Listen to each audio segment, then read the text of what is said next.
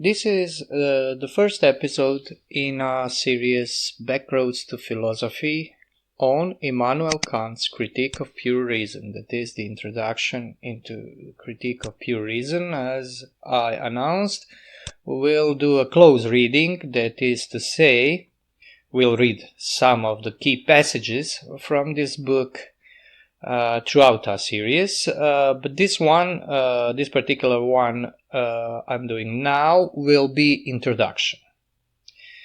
Introduction in the sense that we have to, in advance of expounding Kant's teaching, Kant's metaphysics, that is, explain, for one thing, why am I so justified in calling it metaphysics at all? Because the Critique of Pure Mind, or Kritik der Reinen Vernunft, is primarily a book on metaphysics, but it is also far more than a book, as Kant himself would say. So, without further ado, we'll use Kant's own words. Just one thing in advance. This is, of course, a Cambridge edition. I have a lot of quibbles with translations, but that's something I always do, so I'll try to keep those quibbles at minimum during this video. Just to say, I want to say that this is available online for free, so you can maybe download it and follow what I'm saying. There is something about this book that is very important. It has, of course, many editions since 1781 when it was first published. But very important thing is its second edition. The standard edition of Immanuel Kant's Critique of Pure Reason goes in both. That is to say, the first edition and second edition are mixed together in one way or another. In Croatian case, for instance, you have bolded text from the second edition inserted in the passages of first edition, or if there were the whole chapters written by Kant in second edition, well then you have both chapters published in the book. The reason for this is because Kant revised Critique of Pure Mind all of his life, but in 1787, for the second edition, he tried to clarify some things, and some parts are really changed to a large extent, according to some of Kant's followers and some Kant's critics. He even messed things up in second edition. Schopenhauer comes to mind here. He was criticizing some passages for Kant's critique of second edition. So just not to keep you confused about this, because I'll start with reading some passages from Introduction to First Edition. I hope you can see here that what I'm clicking. And this is, from the Preface. Introduction and Preface are not the same thing. So Kant says, these are the opening words of Kritik der Reinen Vernunft. Human reason has the peculiar fate in one species of its cognition, please read this, knowledge, Wissen, that it is burdened with questions which it cannot dismiss, since they are given to it as problems by the nature of reason, that is to say, Vernunft, mind itself, but which it also cannot resolve, since they transcend every capacity of human mind, or, as in English they say, reason. Now, what this means? This means stating the situation of human beings. That is to say, that human beings are naturally forced into metaphysics. This is what he says here, and just to demonstrate that it is really that, let us continue. We skip to this passage. Now he talks of metaphysics. There was a time when metaphysics was called the queen of all the sciences, and if the will be taken for the deed, it deserved this title of honor, on account of the preeminent importance of its object. Now, in accordance with the fashion of the age, the queen proves despised on all sides, and the matron, outcast and forsaken, mourns like Hecuba. Modo maxima rerum, tot generis natisque potens, nunc trabor exul in ops. Excuse my Latin. This is from Ovidius' Metamorphoses. Hecuba is, as you probably know, the queen of Troy, of Ilias, and this means, in English translation, greatest of all by race and birth, I now am cast out powerless. We continue with Kant. So he compares metaphysics with Hecuba, that he says it is the queen of the sciences, the Kyriotates, as Aristotle would call it, when didn't call it metaphysics, but wisdom, protephilosophia, the first philosophy, where she was above all others, and Kant agrees with that, but she fell from her throne. Let's see why. In the beginning, under the administration of the dogmatists, her rule was despotic. Yet because her legislation still retained traces of ancient barbarism, this rule gradually degenerated through internal wars into complete anarchy, and the skeptics, a kind of nomads, who abhor all permanent cultivation of the soil, shattered civil unity from time to time. But since there were, fortunately, only a few of them, they could not prevent the dogmatists from continually attempting to rebuild, though never according to a plan unanimously accepted among themselves. Now, Kant uses few metaphors in Kritik der Reinen Vernunft. One of them is this metaphor that I would say boils down to the fall of Roman Empire, where Roman Empire as a kind of real civil civilization, that is the civilization of sedentary people building cities and so on, when they start to fall into corruption, get attacked by barbarians, and those are skeptics that ruin everything they built, but not entirely, because barbarians, as everybody else, had to, at some point to civilize, to live at some kind of peaceful, productive social existence. Now, dogmatists in Kant were rationalist philosophers. He doesn't think here on scholastics of Middle Ages or Greeks. He thinks about Leibniz, for instance, and such philosophers that had this approach to metaphysics that was based on on the belief, that is to say, a certainty that some metaphysical statements, as Kant would call them, inferences, judgments of pure mind, can be are justified and can be used to, and please remember this expression, widen our knowledge. Erweiterung des Wissens, the enlargement of knowledge. In this translation, you will see amplifying of cognition, which is rather flimsy in my opinion.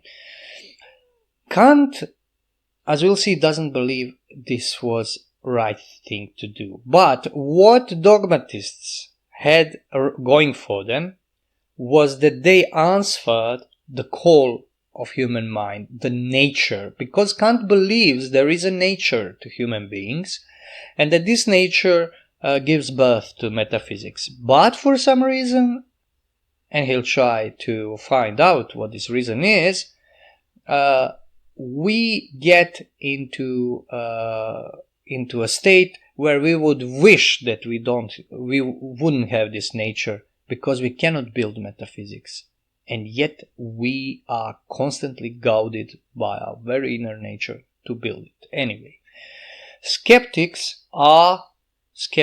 is, better to say, David Hume, in my opinion. David Hume was a Scottish philosopher that inspired, as in Kant's own words, a line of thought that brought him to write this book. And it took him a long time to get to writing, almost 10 years, when he published only occasional small essay, and then he wrote this humongous book in few months' time. So David Hume believed that all knowledge is belief. That is to say, and this is very important, that there is, I quote him here, no necessary connection between cause and effects. That causes and effects are something that we build by custom. That is to say, by constantly experiencing events and then putting them together.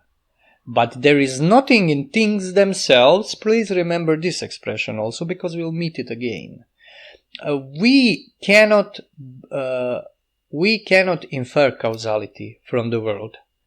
And because metaphysics is based on understanding the causes in a certain way, we cannot have metaphysics, although, and Kant will later on put this objection to Hume, we cannot build anything.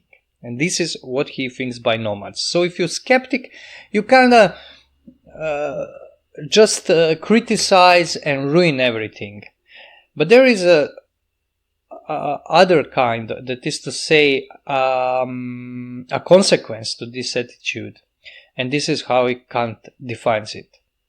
Now, after all paths, as we persuade ourselves, have been tried in vain, that is to say, dogmatism and skepticism, what rules is tedium and complete indifferentism, the mother of chaos and night in the sciences. This is reference to Greek theogonies, where night is the mother of all things, but at the same time also the origin, or at least the prelude, of their incipient transformation and enlightenment, when through ill-applied effort they have become obscure, confused, and useless.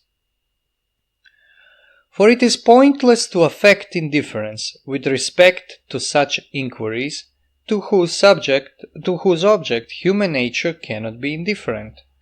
Moreover, however much they may think to make themselves unrecognizable by exchanging the language of the schools for a popular style, these so-called indifferentists, to the extent that they think anything at all, always unavoidably fall back into metaphysical assertions, which they yet profess so much to despise. Now, what he means here?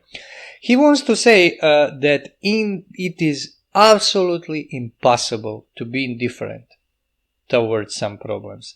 And skeptics of the sort of Hume, or he mentions him here, empiricists like Locke, tried to put indifference towards metaphysical questions as something that should be exercised. But Kant says this is impossible. And what are these metaphysical questions?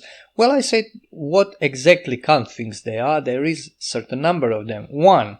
Is there a God? 2. Is the soul simple and incorruptible? And 3rd, has the world beginning in time, or is it eternal? Or another way, does the world have a cause that is not in the world? Does the world have a creator, that is to say, or first mover, or whichever theological form it can take? Those are metaphysical questions. They can be summed up in one form, that is to say, is it possible to know the unconditional? We know what is in the world that we experience with our senses. But is it possible, or can we know what is beyond this? And Kant thinks that indifference towards these things is illusion, because skeptics like Hume they develop the metaphysics of their own, so some kind of physicalism, where they say that the nature, whatever they mean by nature, and experience are the fundament of all, so that there is a ground that cannot be questioned. Everything can be questioned, but this cannot be questioned, and Kant claims it can be questioned, and that they built metaphysics of themselves, and a rather flimsy one.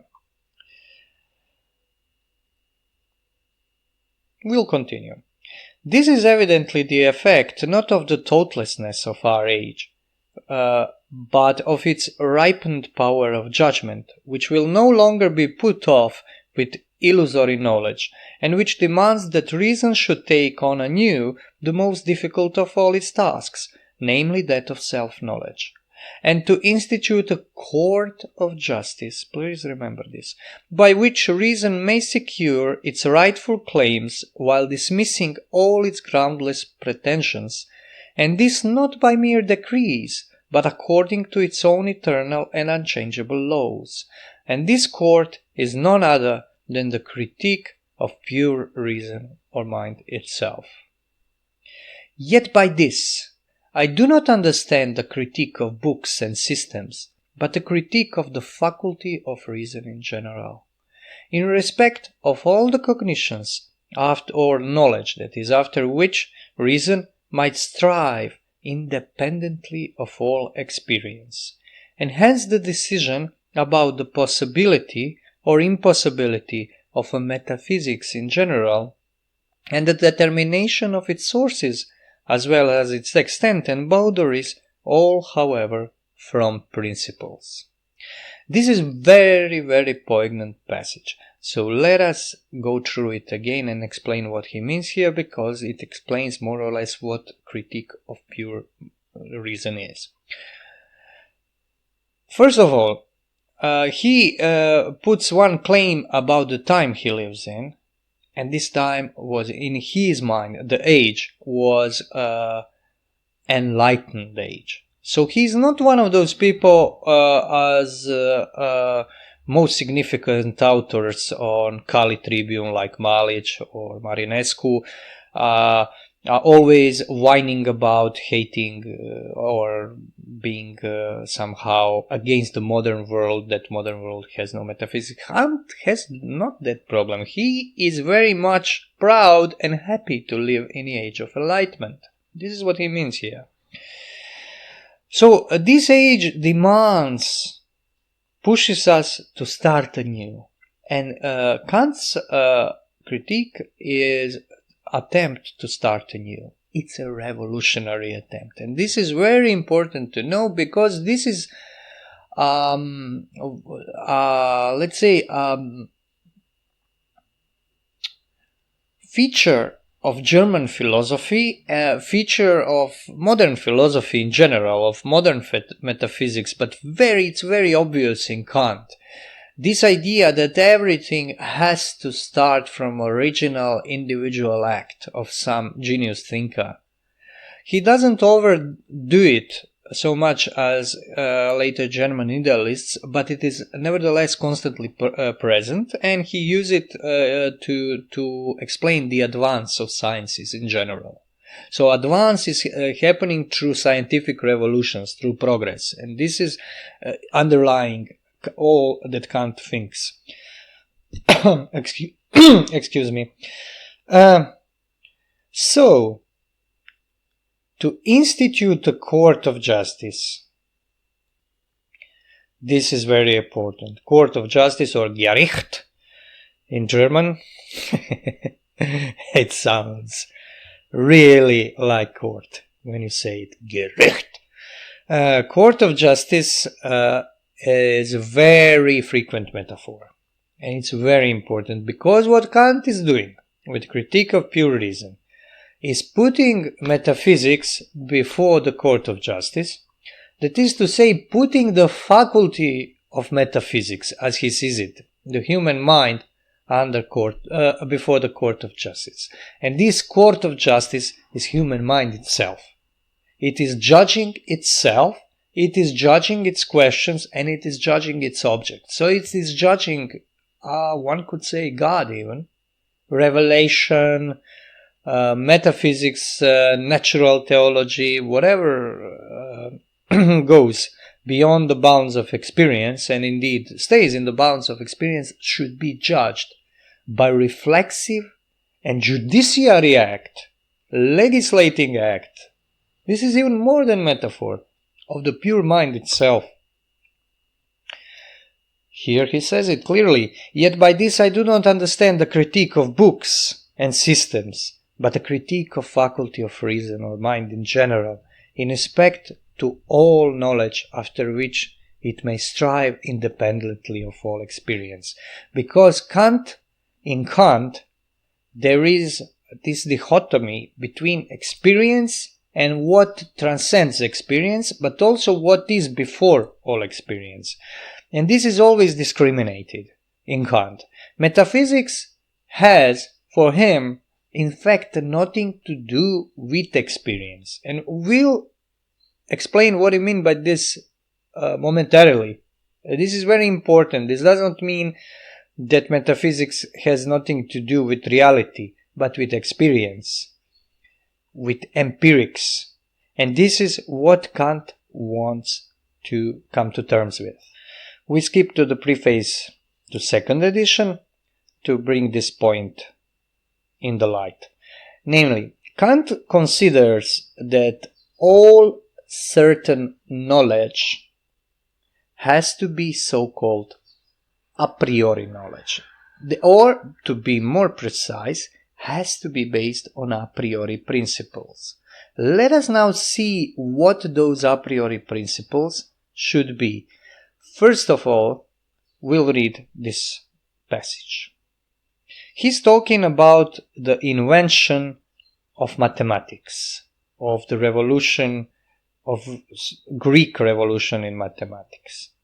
Quote, "A new light broke upon the first person who demonstrated that isosceles triangle," whether he was called Thales or had some other name, not triangle, but the guy who discovered it, for he found that what he had to do was not to trace what he saw in this figure, or even trace its mere concept and read off, as it were, from the properties of the figure, but rather that he had to produce later from what he himself thought into the object and present it through construction according to a priori concepts, and that in order to know something securely a priori, he had to ascribe to the thing nothing except what followed necessarily from what he himself had put into it in accordance with its concept. This is typically Kantian convoluted passage.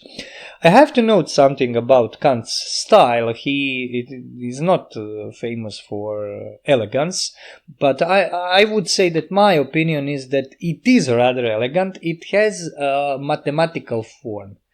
That is to say, it has this dryness and precision to it. It is extremely precise. And although the critique of pure mind has many parts of the book itself that are kind of like just reiterating what was already said, everything is very understandable. And you just have to focus when you read Kant. But he's such a writer that he really disciplines you, makes you focus, because he was so focused philosopher. Now, as I said in the introduction, I'll try to skip the value judgments.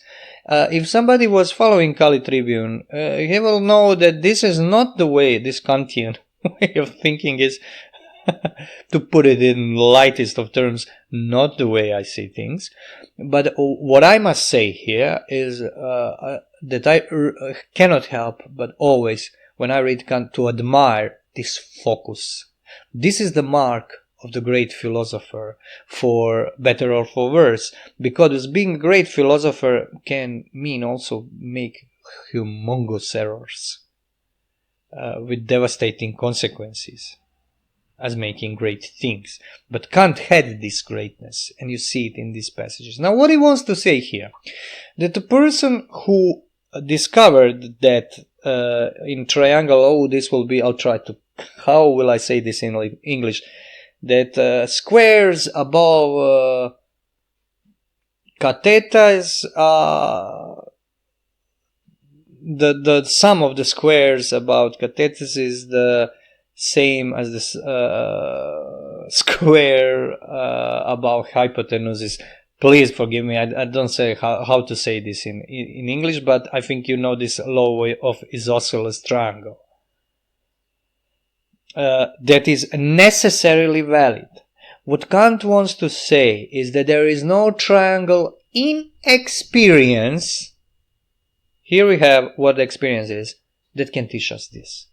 Because experience for Kant is the heterogeneous manifold, as he calls it, is just impressions that affect our intuitions, sensual intuitions.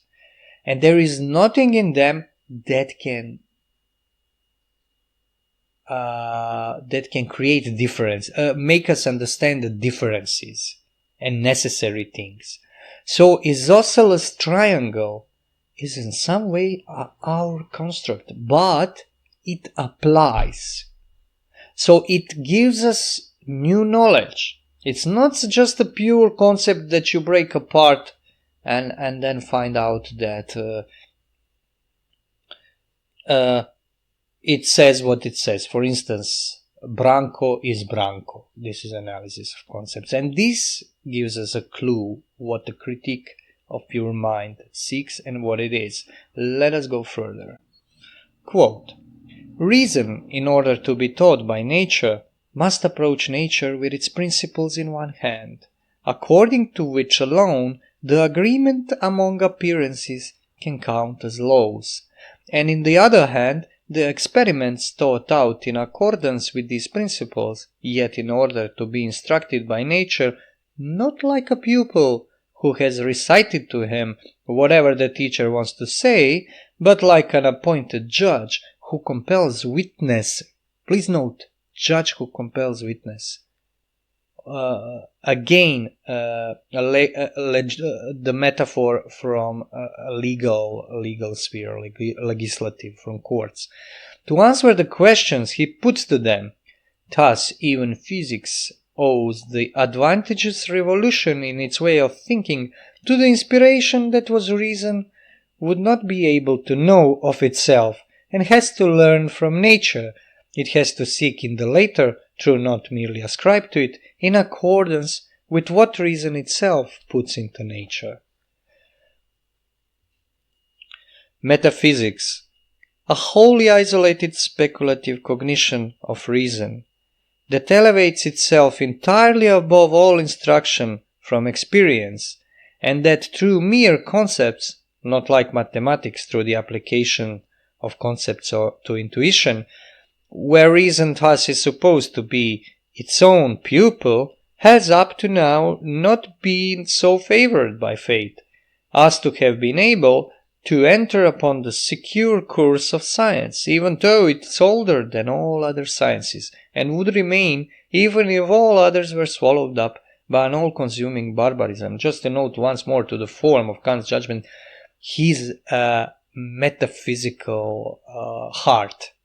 He's metaphysician. He is considered the destroyer of tradition, of a tradition not in the Kali-Trivian sense, but tradition of rationalism, for instance, of this early modern age metaphysics of Leibniz and others, and in general the enemy of metaphysics, metaphysical claims. But he's a metaphysician true and true. He's trying to find a different ground for metaphysics, and now he tells us what this ground is.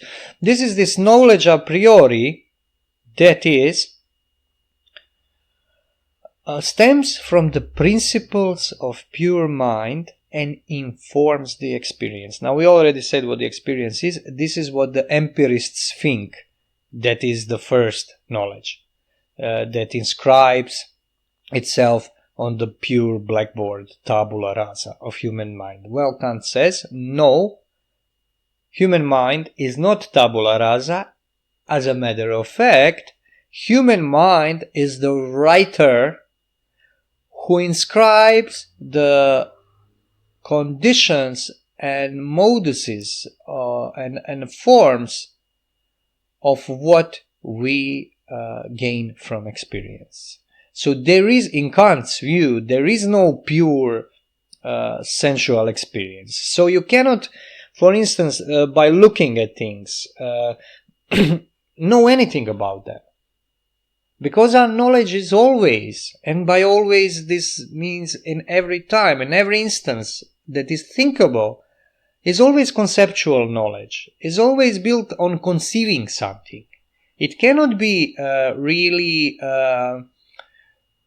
abstracted into empirism, because what empirism is imagining the state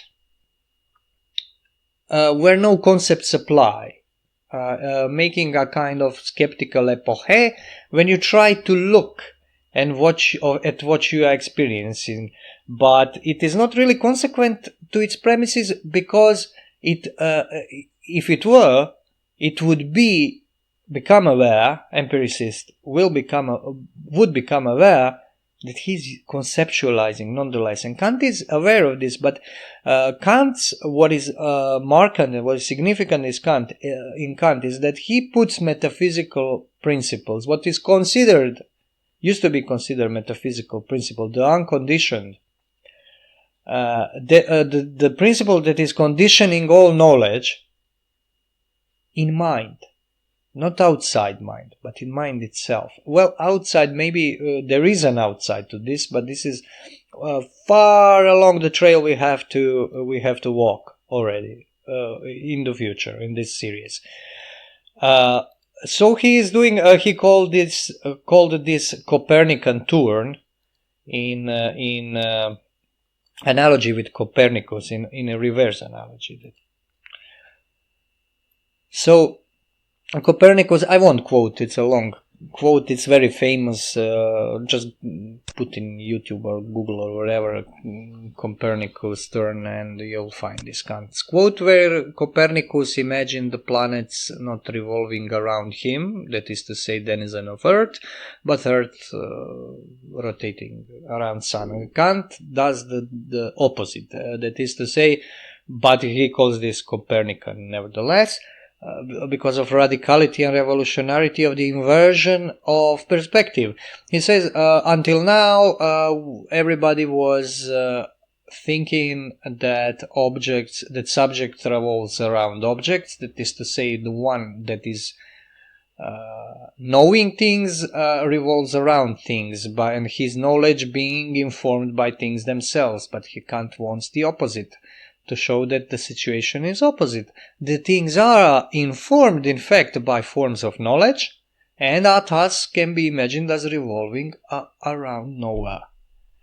And this is what is called transcendental turn, and Kant has very specific understanding of transcendentality that is novel and peculiar to him, and was peculiar to later development of modern philosophy, because original meaning of transcendental is something very different. But we won't go into that. As I already said, this will be rather focused, so we won't go into broader historical comparisons. Let's see now the structure of the Kritik der Reinen Vernunft. And then we'll say a few things. We'll quote something from introduction into what is Kant would call prolegomena, that is to say introduction or preparatory work for transcendental philosophy. Now, there is an architectonic form to this book. And the form of the book in Kant's idea is twofold. That is to say, it is divided to transcendental doctrine of elements and transcendental doctrine of method. We won't touch anything in the second part. It's rather long. It's not short. It is shorter than this, but there are even professors who would tell you that you don't have to read this at all.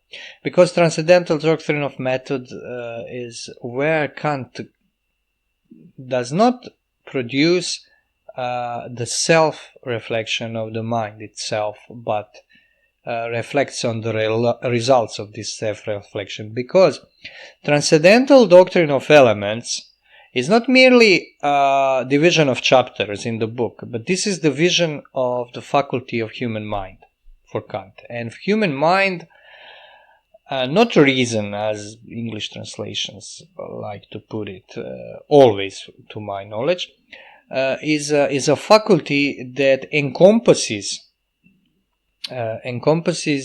pure, at the first place, the pure sensual intuition. That is to say, not empirical. When Kant say that something is pure, then it is not empirical. It is not experience. But in Kant's mind, there is such thing as the pure intuition, Anschauung, reine Anschauung, pure sensual intuition, and this is the subject of transcendental aesthetics. That is to say, not aesthetics as the philosophy of beauty. That's something that was even before Kant. This was used. This term was used for philosophy of beauty by philosopher Baumgarten. But Kant, in Kant's critique, transcendental aesthetics is the transcendental analysis of the space and time as the forms of intuition and not things in themselves. The second part is transcendental logic.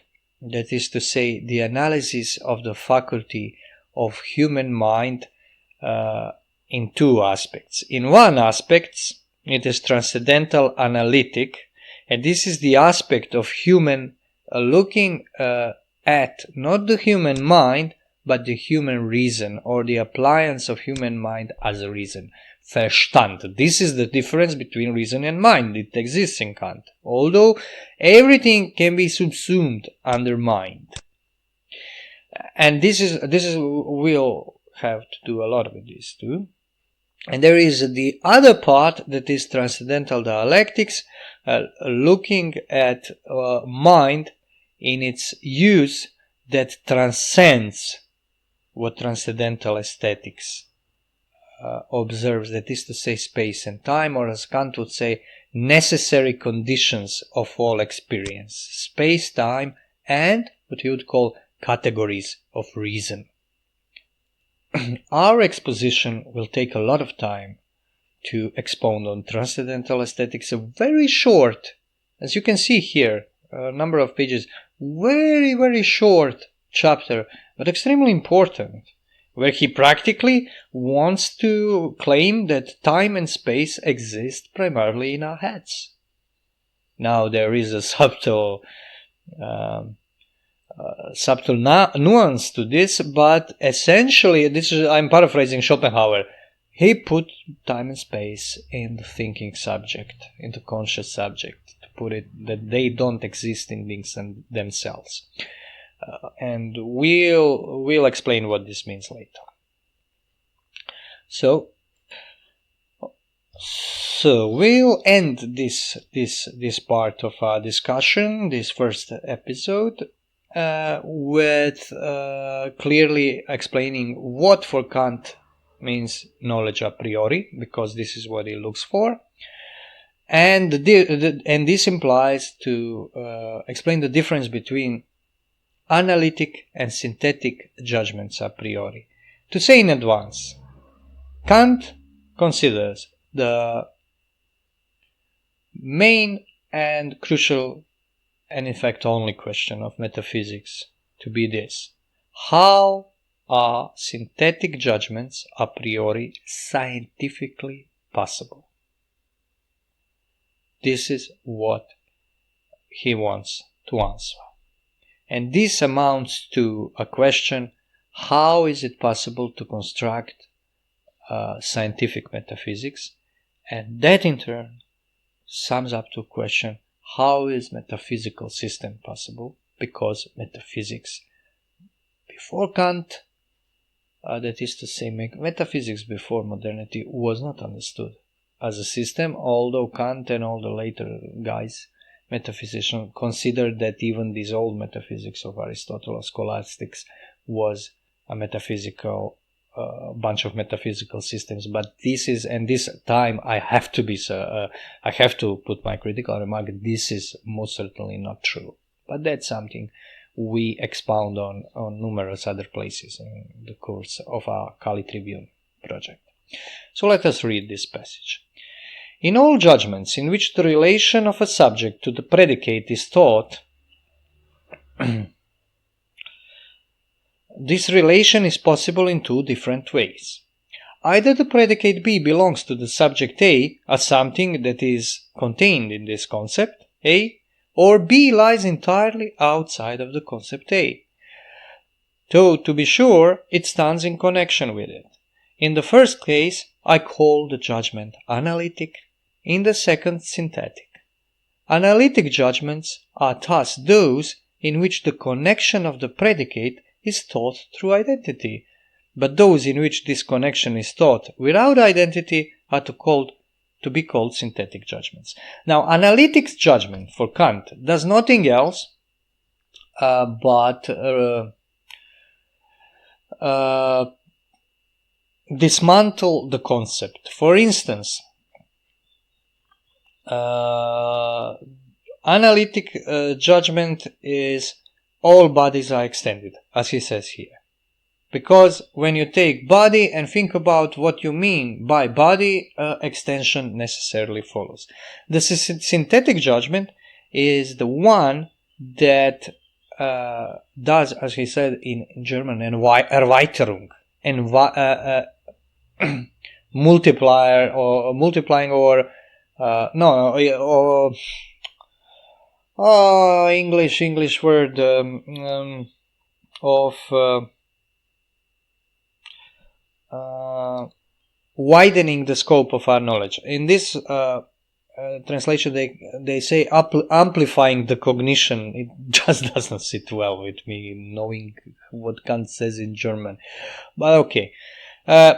So when you say all bodies are heavy, well, this is different. Because, as he say, predicate is something different than what I think in the mere subject.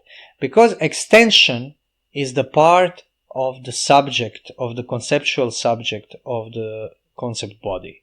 Whereas extension, heaviness, says Kant, is not. So this is a synthetic judgment. So every time you want new knowledge, you want knowledge that has a content, in Kant's view, it has to be synthetic judgments. Now there are a posteriori judgments and a priori judgments. A posteriori judgment for Kant means, or inference, means such inference where we gain knowledge from experience. A priori judgment or pure judgment is the judgment that is not based on experience, but is completely before experience. That is to say, it is unconditional judgment. And these unconditional judgments are for Kant, in Kant's mind, for instance, judgments of mathematics, inferences of mathematics on principle or axioms of mathematics or geometry, as for instance in Euclid's geometry that two infinite straights will never meet. You never experience something like infinite straight line, but nevertheless you give a correct inference that they will never meet. This is what Kant calls synthetic judgment or synthetic inference a priori, and what he wants to find out is whether this kind of inferences is possible in metaphysics.